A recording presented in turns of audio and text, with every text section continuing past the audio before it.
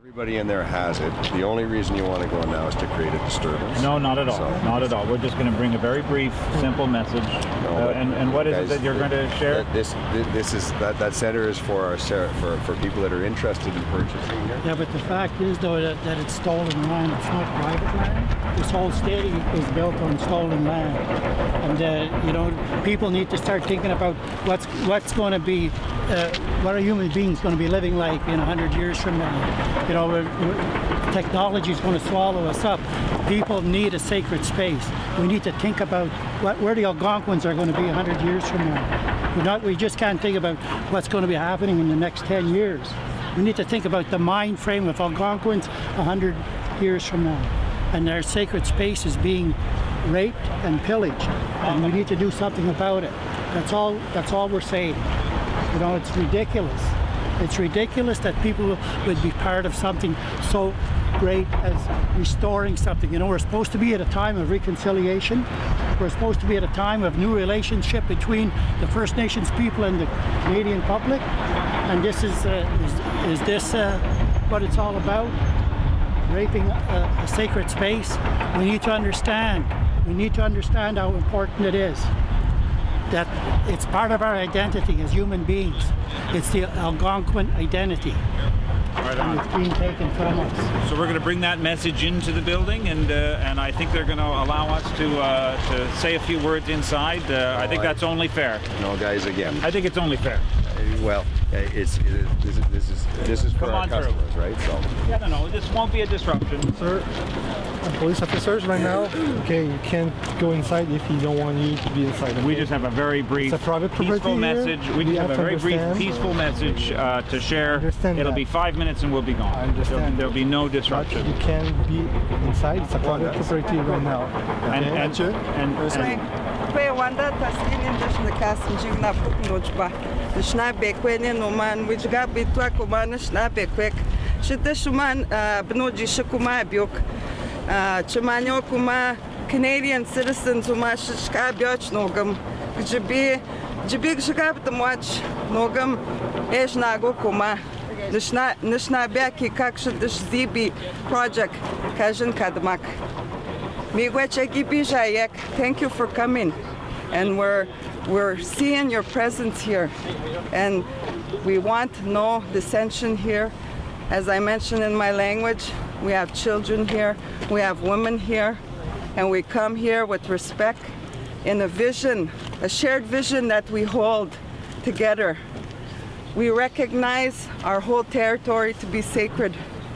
As Anishinaabe women, as caregivers, we recognize Uma Nabi, Uma Aki, Cabbage, Uma Shkuden Dabjatunanan with my family.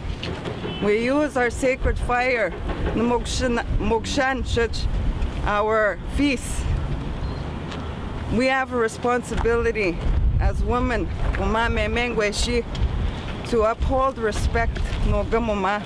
We have that responsibility. We're here, we want respect. This is our territory, Algonquin Anishinaabe territory. We don't want violence. There's enough violence. Can I ask on behalf of our guests whether or not our guests could come and offer a peaceful message inside the building in this space, whether you'll welcome Douglas Cardinal and Albert Dumont? Today's event is an important event for the people that are here.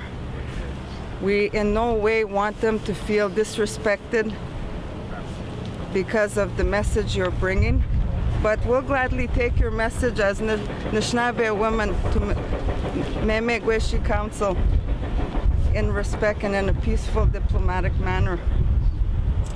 So if you want to share, let us know what you want to say. It's Windmill would have us believe that this is private land, and the fact of the matter is it's stolen. Just like where the Parliament buildings are, or any other building in this city. It's all on stolen land. We never surrendered it. It's our land. We have, Creator gave the land to us to have stewardship over it so that the winds would be fit for our lungs to breathe, for our children, for that little boy there, for the rivers to be pure so that we won't be poisoned. by the waters, and that the sun is going to bring light and warmth to the day, and that the Mother Earth will produce things for us to feed us in the future. That's what we're concerned about. This was a place of prayer and ceremony, and whenever there's going to be buildings 12 stories high here, it's going to be, where are we going to go? We were supposed to be at a time of reconciliation, a new relationship. And to me, we're getting started in a bad way whenever our most sacred spot is taken from us like this. That's the message that I wanted to say. Which? Thank you very much. Which?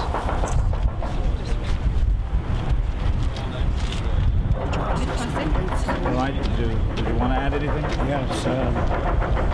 Yes, this area is not only sacred to the Algonquins, it is sacred to all Anishinaabe people from the Atlantic to the Rocky Mountains and south.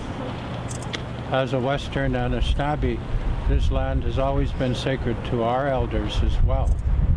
So although the Algonquins are the host nations on this very sacred spot, they also were the host nations for all of us. And so it is not only the responsibility of the Algonquins to keep this sacred site, it is the responsibility of all Anishinaabe people across this country to honor this land and honor this site, and also honor the Algonquins who stand for preserving this most sacred site in the shape of a sacred pipe. That is to be honored by all Anishinaabe people. And we also invited all the other tribes from all the other nations here. That's why Ottawa is called Ottawa, because that's what it means, to come here in peace and come together and honor these areas, this sacred area. So it is our Mecca, it is our most sacred site. And as an Anishinaabe, I have a right to be here on the sacred land and practice my ceremonies and my beliefs on this sacred site. And nobody should dishonor that. Nobody who's Anishinaabe should dishonor our right to be able to practice our ceremonies in the most sacred area of our elders. Rich. Thank you. Rich. Thank you both for bringing this message.